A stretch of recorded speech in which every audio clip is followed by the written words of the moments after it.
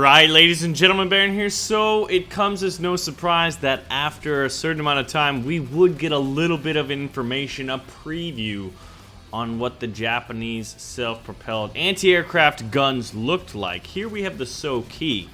Now, real quick, before we get into this, I have some serious curiosities about the gun depression of this weapon system when it's facing forward.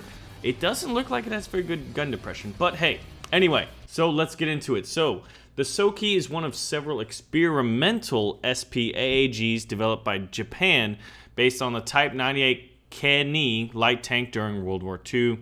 It's incredibly quick, it's maneuverable, and it's armed with a pair of the Japanese light anti-aircraft guns, which were some of the best of the war. So, the SPAAG anti-air tank.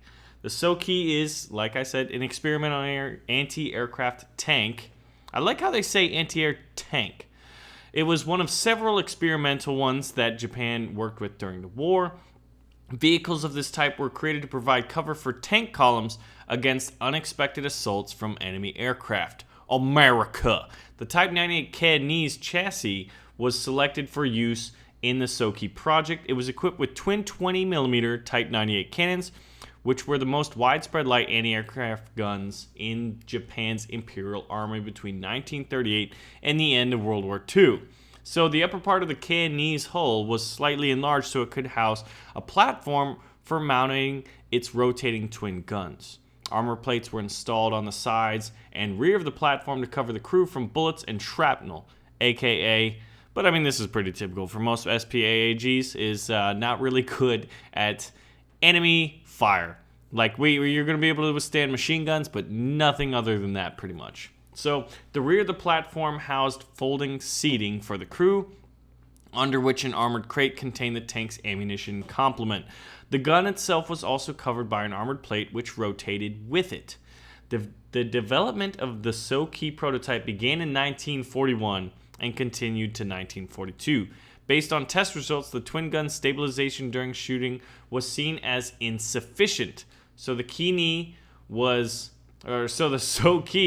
was not put into series production. Yet War Thunder is gonna do that. But I mean, at the end of the day, Japan's gonna need some SPAAGs.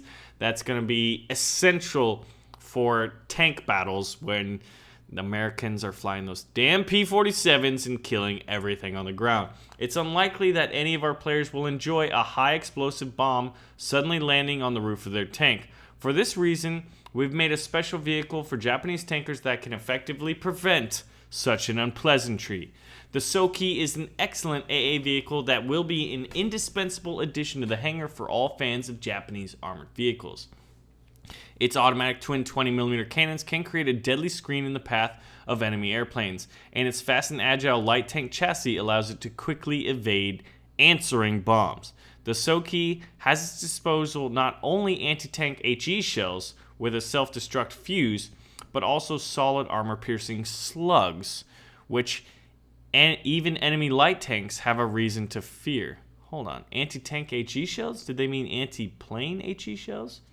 Anyway, this bad boy has a rate of fire of 300 shots per minute and is increased by the presence of two guns at once, which create even thicker fire when used together. But the Germans have 420s because they are blazing. The SPAAG's armor protects the crew from machine gun fire and shrapnel without limiting the vehicle's maneuverability. The SPAAG completely inherits the road characteristics of the Kani, which was designed specifically for fast assault operations. With 20 horsepower per ton and a maximum speed of 50 kilometers per hour, this anti-air tank is one of the fastest in the game. This excellent mobility allows you to quickly change position and open fire on enemy aircraft from the most unexpected points. So, the SPAAG will be the beginner rank anti-air gun in the Japanese armor tech tree. Enemy airplanes are soon going to have some new problems. The SPAAG is rushing onto the battlefield. So if it's a beginner, does that mean it's BR1 and obviously Tier 1? If so, Twin 20s would be really effective at damaging any of, the basic tier tanks and lightly armored vehicles. But I think that the biggest issue with this thing, just guessing right now, could be gun depression. when facing forward. But then again, you can see those nice slots along the armor. Like you just in none of the pictures and in none of the video do you really see the gun depression. Furthermore, there's not as many, official statistics of this thing, given that it was a prototype and not put into series production.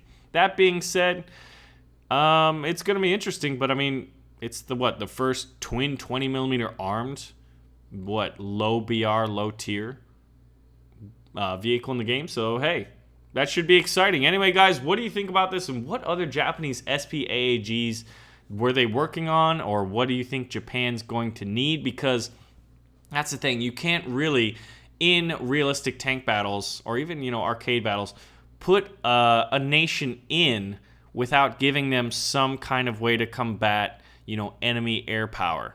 But I am pretty excited for Japan. For most of it, though, like, the vehicles are relatively weak.